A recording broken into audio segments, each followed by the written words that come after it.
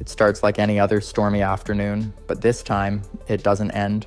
A single EF5 tornado touches down in a remote field in Kansas, tearing through everything in its path. The wind speeds are over 300 miles per hour. That alone is terrifying. But the worst part is, the next day, another EF5 forms. Then another the next day. Then dozens. Within 1 week, it's clear this isn't just a freak weather event, it's the beginning of something new. Something we've never seen before, a global, never-ending tornado outbreak with massive EF5 twisters spawning every single day across every continent. At first, it seems impossible. The kind of atmospheric energy needed to support that many EF5s day after day would mean the Earth's weather system has been completely rewritten. Maybe it started with a sudden, extreme warming of the oceans, triggering supercharged instability in the lower atmosphere. Or maybe some shift in the jet stream locked the world into a permanent storm cycle. Either way, every major tornado alley in the world becomes active. The United States, especially in the Central Plains, gets hit first and hardest. Within days, towns in Oklahoma, Kansas, Nebraska, and Texas are shredded. People don't have time to recover because each day brings more storms. Then Europe gets hit. Tornadoes tear through Germany, the Netherlands, and parts of France, places where tornadoes are rare and buildings aren't built to handle winds stronger than a normal storm. In Asia, huge twisters begin to strike India, China, and even parts of Japan. Massive cities start preparing for tornadoes every single day. It's no longer just a weather emergency, it's survival. Meteorologists are overwhelmed, storm warnings are sent out constantly, but even the best technology can't keep up with the number of funnels touching down. In just the first 10 days, more than 200 EF5 tornadoes strike worldwide. By the second week, there are no safe zones left. The tornadoes are no longer just hitting known hotspots. They're forming in places that have never seen them before. One touches down in the heart of Rio de Janeiro, another rips through the outskirts of Rome. A funnel carves through the dense neighborhoods of Manila, while a mile-wide twister levels parts of Lagos, Nigeria. The tornadoes don't follow any usual seasonal patterns anymore. They strike morning, afternoon, and night, regardless of location. For the first time in history, Antarctica is hit with its own terrifying vortex, caused by bizarre warming that throws the continent's usual climate into chaos. The laws of nature have changed, and the atmosphere is no longer predictable. Cities can't recover fast enough. In the United States, Denver is flattened, then St. Louis, then parts of Chicago. Every time one area is hit, emergency services rush in, only for another tornado to strike the exact same region the next day. Disaster response teams start running out of supplies. Power grids are crushed under the strain. Whole regions go dark for days, then weeks. In India, twisters strike the outskirts of New Delhi and sweep toward villages already struggling with infrastructure issues. In Australia, Sydney is caught completely off guard as an EF5 moves inland from the coast and rips through suburbs in minutes.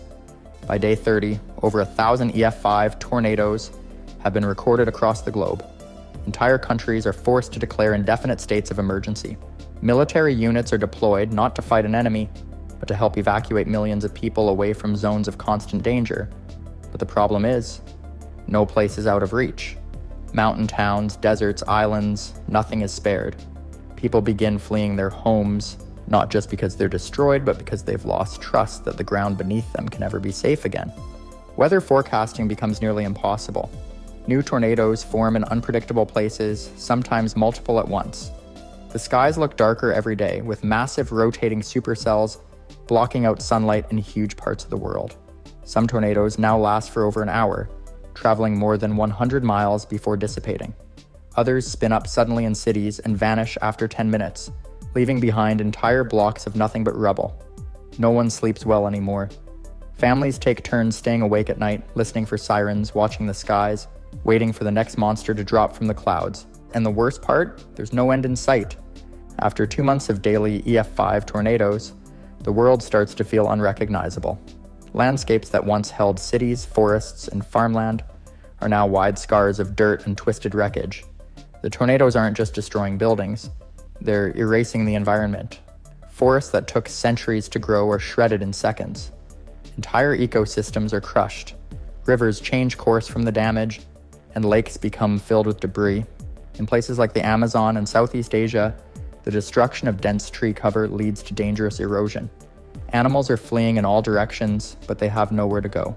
The skies are filled with birds flying endlessly, confused and panicked, as their habitats are destroyed over and over again.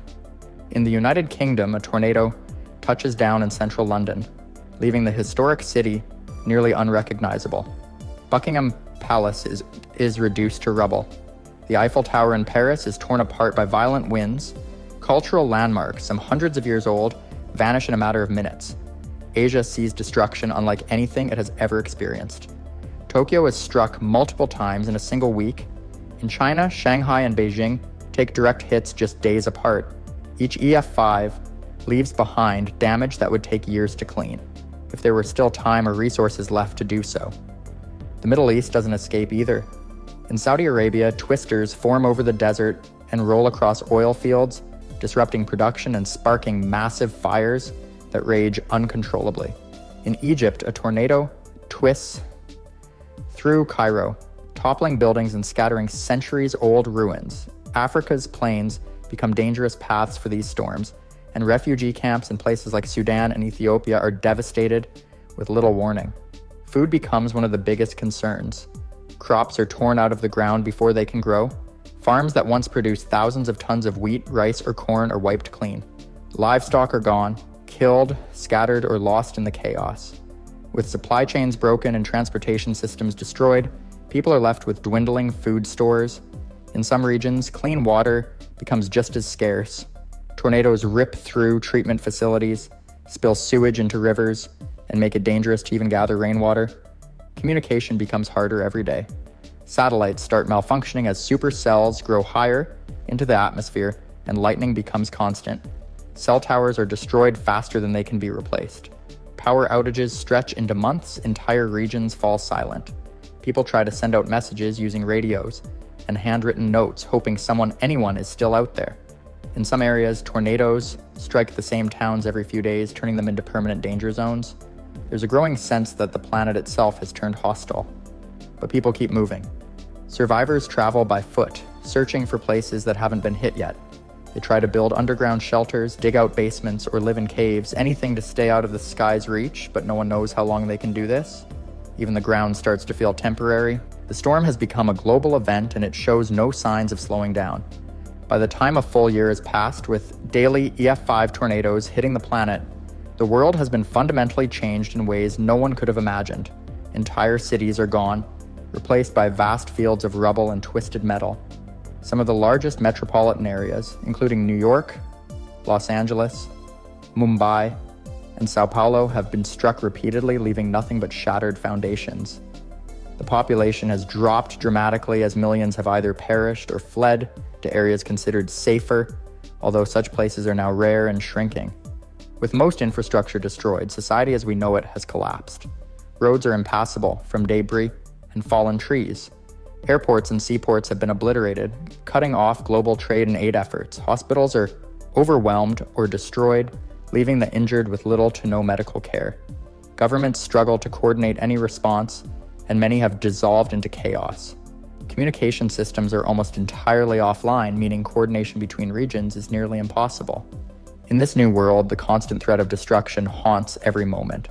People have adapted by creating underground communities or hiding in natural caves, but even these places are not always safe. Tornadoes can cause flooding in tunnels or block escape routes with fallen debris. The weather remains erratic and extreme, with supercell storms forming continuously, fueled by the planet's unstable atmosphere. While the immediate destruction is horrifying, the long-term environmental effects make the situation even worse.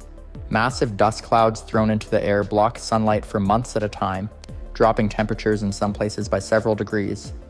This nuclear winter effect makes growing food nearly impossible in many regions.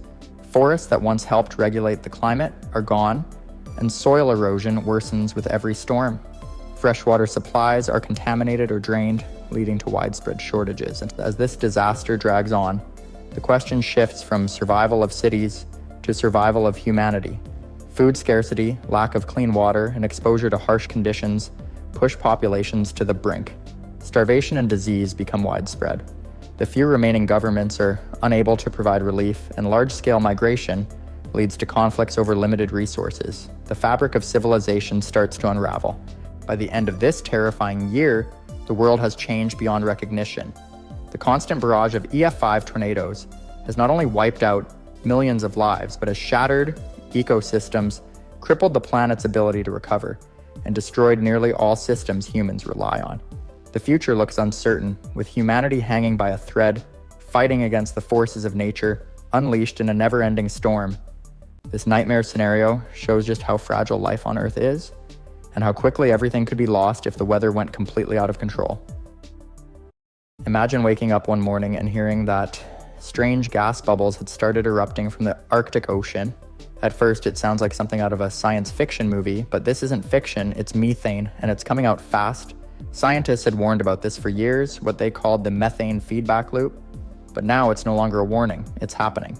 And if it keeps going, it could spiral so far out of control that it ends life on Earth as we know it. It all starts with rising global temperatures. Over the past few decades, the Arctic has been warming about 4 times faster than the rest of the planet. And hidden underneath the frozen ground and seabeds of the Arctic, what's called permafrost, are enormous reserves of methane gas. We're talking about billions of tons of it. Methane is way more powerful than carbon dioxide when it comes to trapping heat in the atmosphere, over 80 times more powerful in the short term. As the permafrost melts, methane that's been locked away for tens of thousands of years begins to escape. The more methane is released, the more it heats the planet. And the more the planet heats up, the more permafrost melts. That's the feedback loop. It feeds itself. There's no off switch, it just builds and builds. At first, the release might go unnoticed, just small plumes bubbling up from remote parts of Siberia and the Arctic Sea, but satellites would start to detect rising concentrations of methane in the atmosphere. Climate models would begin to shift from bad to catastrophic. Within just a few short years, global temperatures would jump by several degrees. Oceans would heat up faster than expected. Weather would start acting strange. Entire seasons would shift. Some parts of the world would go straight from winter to summer, skipping spring entirely. Crops would fail. Forests would dry out and catch fire. But this is only the beginning. The terrifying part is that once this chain reaction truly begins, it's impossible to stop. Even if every country on Earth stopped burning fossil fuels overnight, the feedback loop wouldn't care. It would keep going on its own. The planet would be heating itself, powered by methane escaping from deep beneath the Earth, like the planet was opening old wounds we thought were long buried. And the more that escapes, the faster things unravel. The polar regions, once frozen for millions of years, would begin releasing methane at a scale never seen before in human history. Giant craters would appear where the ground collapsed after the methane exploded out of the permafrost. People living in the far north might see pillars of fire shooting out of the earth or ocean like the planet itself was venting. This would be the turning point. Not a storm or a war, not even a virus. Just invisible gas rising into the sky, quiet, slow, and absolutely deadly. And by the time the world fully realizes what's happening, it might already be too late to stop what comes next.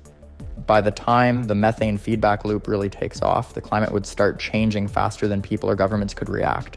Within just a few short years, temperatures would rise so quickly that entire ecosystems would begin to crash. The oceans would absorb a lot of that heat at first, but even they have a breaking point. Sea surface temperatures would climb high enough to wipe out coral reefs, disrupt fish migration, and kill off major food sources for millions of people. Coastal cities would be the first to feel the pressure. With polar ice melting at a breakneck pace, sea levels would rise faster than any predictions. Low-lying areas like Miami, New Orleans, and large parts of California's coast could be underwater within a couple decades, maybe even sooner. Salt water would start seeping into farmland, wiping out crops and contaminating drinking water. But the scariest part wouldn't be just the rising seas or the heat. It would be the massive, unstoppable weather shifts. Entire storm systems would become larger, stronger, and more unpredictable. Hurricanes in the Pacific would slam into cities that had never seen storms like that before. Inland heat waves would grow so intense that parts of places like Phoenix or Las Vegas could see outdoor conditions so hot they'd be deadly in minutes. It wouldn't be just uncomfortable, it would be unlivable. Regions that once had mild climates like Oregon or Washington would begin facing long droughts and raging wildfires year after year. California could turn into a dry wasteland, its reservoirs empty, its farmland scorched. Massive blackouts would sweep across states as the power grid struggled under the pressure of record-breaking temperatures and failing infrastructure. Fires would break out so fast and burn so hot that Entire neighborhoods might be gone in hours. Across the Great Plains and into the Midwest, the situation would only get worse. With unpredictable rainfall and extreme temperature shifts, the farming heartland of America would fail. Crops like corn and wheat wouldn't be able to grow in the new conditions. Livestock would die from heat stress or disease. Grocery store shelves would empty faster than they could be restocked. Meanwhile, people would try to move away from the worst hit areas, creating waves of climate refugees within the same country. But where would they go? The north. Even places like Canada and Alaska would be dealing with their own fires, floods, and food shortages. The pressure on governments would be overwhelming. There would be no time to build new cities or plan for millions of people to relocate. The changes would be happening too fast, and still the methane would keep rising, feeding the heat, pushing the planet closer to a point where the climate itself becomes completely unstable, beyond anything we've ever known. As the methane buildup in the atmosphere keeps growing, the world's temperature would rise beyond the threshold of what most life can survive. It wouldn't just be a few places suffering, it would be nearly everywhere. Areas close to the equator would turn into literal death zones. In countries across Africa, South America, and Southeast Asia, the heat index would reach levels that the human body simply cannot handle. In some regions, just stepping outside without protection could mean heat stroke within minutes. In cities that once felt safe, the heat would get worse each summer. Major urban centers like Los Angeles, Tokyo, and Paris could face temperatures over 130 degrees Fahrenheit during prolonged heat waves. Asphalt would melt, buildings would trap heat, and nighttime wouldn't bring relief. In fact, in some places, the nights could be even more dangerous than the days. Without cooling, people would begin dying in their homes simply because the air never cooled down. At the same time, the Arctic would be completely transformed. The permafrost, frozen ground that's been locked in place for thousands of years, would thaw completely. With every inch of that frozen ground that melts, more methane and carbon dioxide would be released.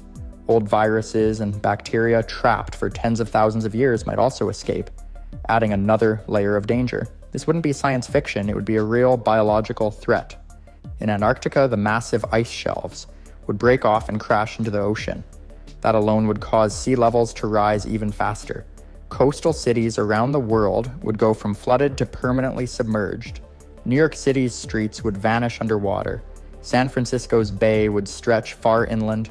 Entire island nations would disappear beneath the waves. The scale of change would be impossible to keep up with. Global wind and rain patterns would stop behaving like they used to. Monsoon seasons would shift or vanish altogether. Rivers like the Mississippi and the Amazon could dry up in places or flood unpredictably in others. Dust storms the size of small countries would sweep across once fertile land, stripping away the last layers of topsoil. Even forests like the Amazon would start to collapse, first from drought, then from fire, and eventually from becoming carbon emitters instead of carbon sinks. This rapid environmental breakdown would leave almost no safe place on Earth. By this point, food systems would be gone. The ocean's fish populations would collapse due to rising temperatures and acidification. Drinking water would be scarce in every region. People who survived the heat would be left with nothing to eat or drink. And yet, the worst part is that no one would be able to stop it anymore. The methane feedback loop would be fully self-sustaining. Every new release of gas would trap more heat, which would then melt more permafrost, release more gas, and so on. It would be a runaway chain reaction, one that doesn't slow down, doesn't pause, and doesn't reverse. There would be no pause button. No part of the world would be untouched. At this stage of the methane feedback disaster, survival would be nearly impossible. With each passing week, the world would grow hotter, drier, and more unstable. Regions that once had stable weather patterns would now be facing extremes on every front. Unending droughts, storms the size of entire countries, and wildfires that move too fast to outrun. The skies would look different too. Smoke from continent-wide fires would darken the atmosphere, blocking sunlight in some areas and turning day into a dim red glow. In others, the sun would beat down through a thin layer of greenhouse gases, making it feel like the entire sky was pressing down. Breathing the air would be dangerous almost everywhere, with oxygen levels dropping and toxic gases filling the air. By this point, all governments would have collapsed. There would be no systems left to manage anything. No power grids, no hospitals, no emergency services. Satellites might still orbit the Earth for a while, silently capturing images of a dying planet. But communication between surviving groups would mostly be gone. Every region would be on its own, and even then, the chances of survival would be slim. The oceans, now overheated and acidic, would emit more methane from clathrates buried under the seabed. These frozen gas pockets had been stable for thousands of years, but the rising temperature of the water would shatter that stability. As the clathrates broke apart, massive methane eruptions would bubble to the surface, adding even more gas into the air and making the heat even worse. Even in the best possible shelters, life would be incredibly difficult. Underground bunkers or remote research stations, like those in Antarctica, might buy a little more time, but eventually the same patterns would reach them. Supply chains would have been gone for months. Plants wouldn't grow, animals would be long extinct, water sources would be too contaminated or too evaporated to be of use. In the end, isolation would only delay the inevitable. The final stage of the methane feedback loop wouldn't be marked by one big event. There would be no loud explosion or dramatic finish. It would be a slow, unstoppable unraveling of every system that once supported life. Humanity would fade, not all at once, but city by city, shelter by shelter, until there was no one left to witness what Earth had become. In a few centuries, the planet might cool again. The methane might eventually break down. Nature, in some new form, could reclaim what remains. But humanity would be gone. The cities, the satellites, the history, we would become another chapter in Earth's long timeline, buried under layers of heat, fire, and silence. This is the terrifying power of a runaway methane feedback loop, a slow, invisible tipping point that could erase everything without a single weapon or explosion. Just heat, just gas, just time.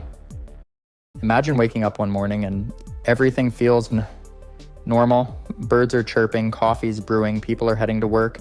But then when you go to bed and wake up again, it's the exact same day. Same weather, same conversations, same headlines, over and over again.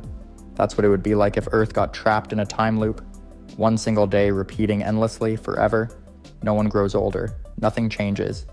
Every event resets at midnight. Sounds like a sci-fi movie, but let's break down what this strange, humanity-ending disaster might really look like if it actually happened. At first, most people wouldn't even notice. The first loop might feel like deja vu, but by the second or third loop, it would become clear. You'd see the same people doing the same things, making the same jokes, wearing the same clothes, every single time.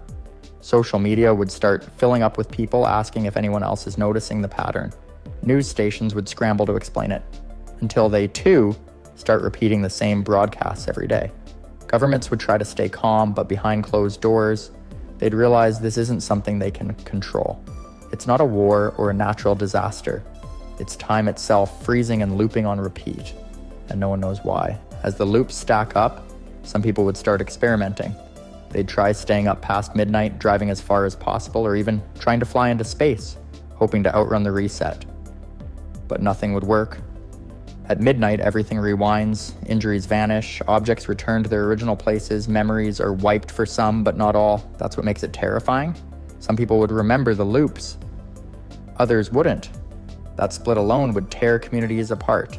People who do remember would feel trapped and helpless, while those who forget would act like it's a brand new day every single time. The longer it continues, the more chaotic it would become. People with loop memory would stop caring about rules or consequences. After all, everything resets. You could steal, fight, or worse, and by morning, it's like nothing ever happened. This would lead to growing pockets of lawlessness. Small towns might stay quiet and routine, but major cities would turn into playgrounds for people who've given up on morality. And since nothing ever really sticks, some would take the opportunity to do whatever they want. Others would retreat, isolating themselves or creating underground communities of people trying to make sense of the endless repetition. And this is just the beginning. In a world where tomorrow never comes, everything we know, everything we rely on, starts to feel meaningless. No birthdays, no new seasons, no progress. Just the same sun rising on the same day, again and again, with no end in sight. As weeks go by, although weeks don't really exist anymore, people who remember the loop start to count the cycles. Some make journals, scratching tallies into walls, or recording voice memos just before midnight, trying to track how long they've been stuck. After about 30 or 40 loops, patterns emerge. People begin to split into groups.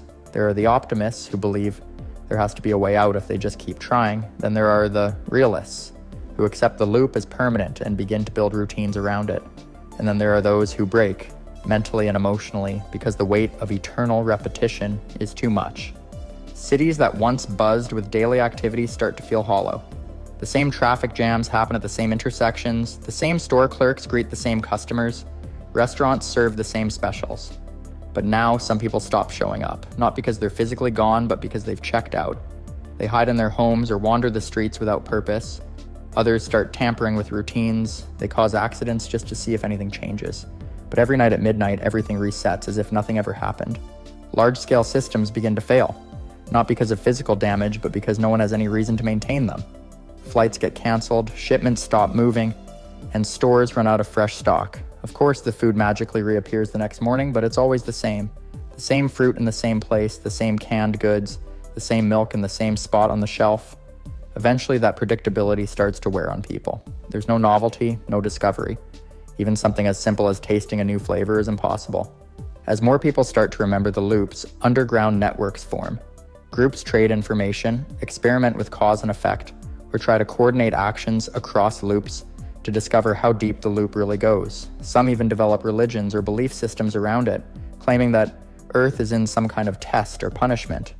Others turn to technology, using every loop to build towards some larger theory or device, only to lose all progress when the loop resets.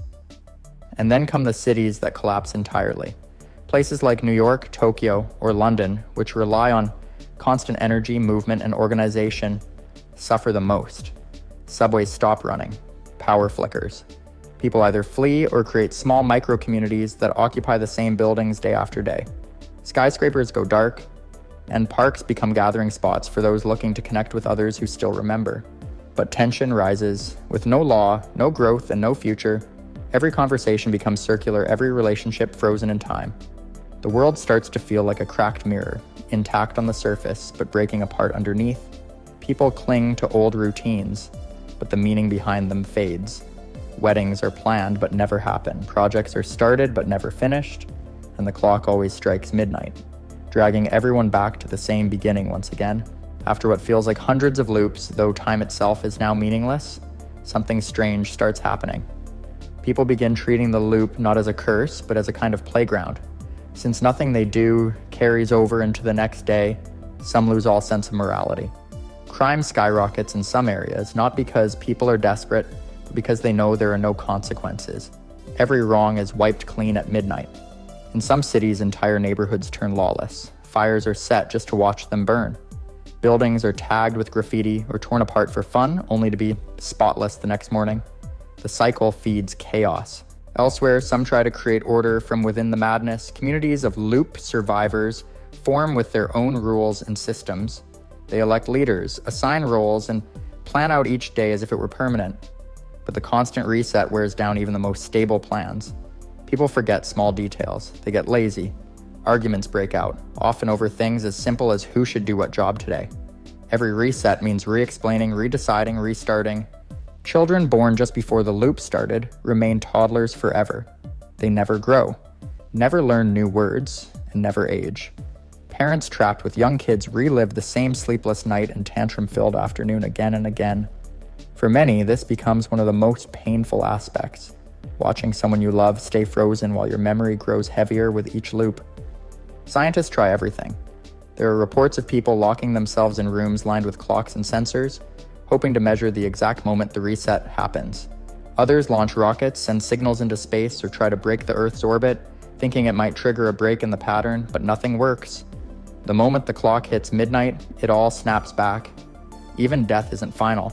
Anyone who dies during the loop wakes up alive again the next morning, with full memory of what happened. Some begin experimenting with this, taking increasingly dangerous risks, just to feel something new. In rural areas, people try to live off the land, away from the chaos of the cities. Farms restart every day with freshly tilled soil and ripe crops. Some find comfort in this reset. They make peace with the loop, treating each day like a quiet gift, but even this calm isn't perfect. The lack of real progress starts to wear on their mental health. Crops can't be harvested and stored. Livestock return to the same spots. Injuries vanish overnight. It's like the world itself is mocking them, offering just enough to survive but never enough to grow. Meanwhile, the internet, while still running on autopilot, becomes a strange place. Social media fills up with the same posts day after day. News headlines never change. People leave messages for each other in comments and forums knowing they'll be erased. They start tagging things with loop counts. Day 97 becomes a common phrase. Then it's day 200, then 300. Some believe they've been looping for more than 1,000 days. The weight of endless memory becomes the true enemy. With no future, the past builds up like a storm cloud, one that never breaks. As the loop stretches on endlessly, the cracks in the human mind grow deeper. People begin to forget what normal life felt like. Entire families stop talking to each other, too tired to repeat the same conversations again. Lovers break up, not out of anger, but out of boredom. Teachers stop teaching. Artists stop creating. There is no point in building anything when it all disappears with the next reset. Creativity dies a slow, quiet death. Governments collapse, not through war or violence, but from neglect. Officials and leaders simply stop showing up to work. Police departments are abandoned. Hospitals still look the same, but doctors no longer go in. Patients wake up in empty rooms, left to wander, confused and alone, with no real future to plan for. Long-term thinking disappears entirely. Planning, goals, dreams, everything becomes pointless. Some try to escape by leaving cities behind. They walk into forests, deserts, and frozen wilderness, hoping that isolation might offer peace. But even out in nature, the loop follows. Snow always falls in the same patterns. Trees never grow or die. Animals return to the same spots, reacting the same way each time. The world feels like a movie set stuck on repeat. A few groups continue searching for answers. They study the stars and watch for signs of movement beyond Earth. Some believe the planet was placed inside the loop by an outside force, maybe alien or cosmic. Others think it's a punishment for something humanity did, a kind of karmic prison. But no one can prove anything. Every experiment resets. Every discovery is lost. After what feels like years but isn't, people begin to let go. Not in a violent way, but in a quiet one. The loop becomes a background hum. Entire cities sit in silence, like they're waiting for something that never comes. Streets are empty, stores are untouched, parks grow over with weeds that will vanish by morning. Even the sun, rising and setting in perfect rhythm, feels tired. By this point, society no longer exists. Only scattered individuals remain, each trapped in their own private version of the loop. Some live in old memories, some try to relive the best day they can create over and over. Others sleep through the entire day, hoping to dream of something different. But dreams are no escape either. Even sleep resets. The worst part isn't the destruction of cities or the loss of technology. It's the slow fading of human spirit. Hope doesn't die all at once. It fades like a light that flickers more weakly each day until it's gone. With no future to reach for and no past that sticks, people forget why they ever tried at all. In the end, the greatest threat of the never-ending time loop isn't physical, it's psychological. The loop doesn't just trap the world in a single day, it slowly erases what made us human, and that's how the world ends, not with a bang, not with fire or flood, but with silence looping forever.